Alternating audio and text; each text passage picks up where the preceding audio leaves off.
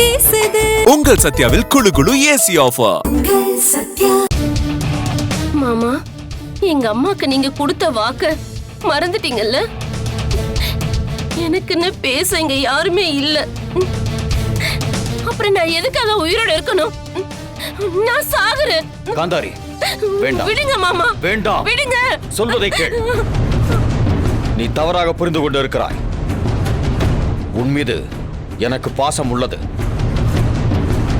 என் தங்கை மீது எனக்கு எவ்வளவு பாசம் இருந்ததோ அவ்வளவு பாசமும் உன் மீதும் இருக்கிறது.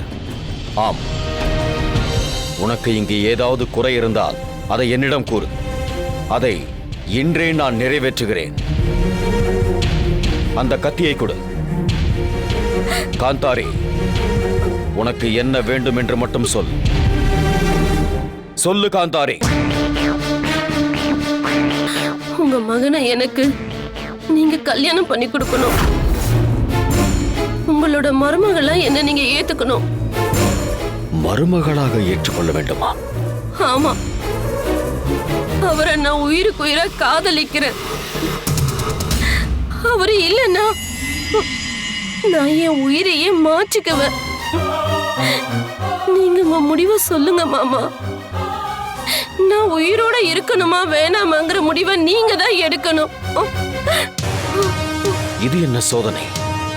முடியாது என்று கூறினால் இவள் உயிரை மாய்த்துக் கொள்வாளே. காந்தாரி, என் மகன் இளந்திரையனுக்கு மனம் முடிப்பதற்கு முழு உரிமையும் உனக்குள்ளது. அப்படி இருக்கையில் என் தங்கை மகளை மருமகளாக ஏற்றுக்கொள்ள நான் எதற்காக தயங்க வேண்டும்?